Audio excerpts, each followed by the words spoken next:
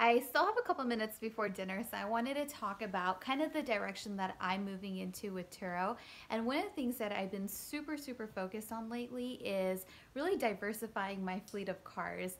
For a moment there, I really got into just having sports cars through and through. So every style, two-door, four-door, anything that was sporty, that was kind of the market that I was chasing. But one thing that I realize is now I'm really starting to see the seasons throughout the year where different types of cars are performing at different times of the year, and it could be because of a lot of things, especially here in Southern California. We always have tons of events going on, so people are flying into town for different reasons.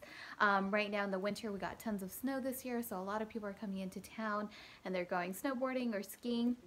So I've really shifted my focus, and if you guys go and look at my profile, you'll see that my fleet has really diversified. So I have a really good mixture of sports cars, then I have a good mixture of these crossover SUVs, 4x4 cars. I'm getting more into Jeeps again because they're starting to do really well. And what I like about that is when these different seasons hit, it really provides a good balance, right? So when I had a fleet of just all sports cars, there were times of the year where sports cars were just not doing that well. But now that I've diversified a little bit with SUVs, especially with the winter we've been having lately, it's really kept my entire fleet in a balance. And so I'm not really freaking out about, the cars that are maybe not as busy because my other cars are just so incredibly busy.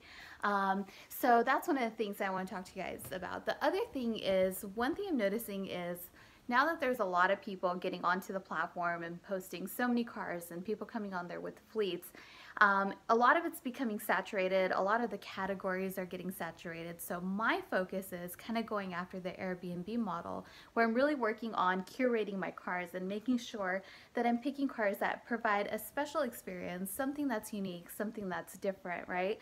So every time I go and buy a car, I always think about, what are little things that I can do to this car or with this car, or market it in a certain way that makes it unique and that makes it experiential, right? And I think that's like Turo's slogan too, like rent the car and own the adventure, or whatever it is. So that's really what I'm going after, to kind of help differentiate myself from the market, and I really believe that that's the way that the market is going to trend. And while I have you guys here, I actually have my sister here, and she has an amazing car. What car do you have? Hey guys, a McLaren MP 412C. Can't wait to show it.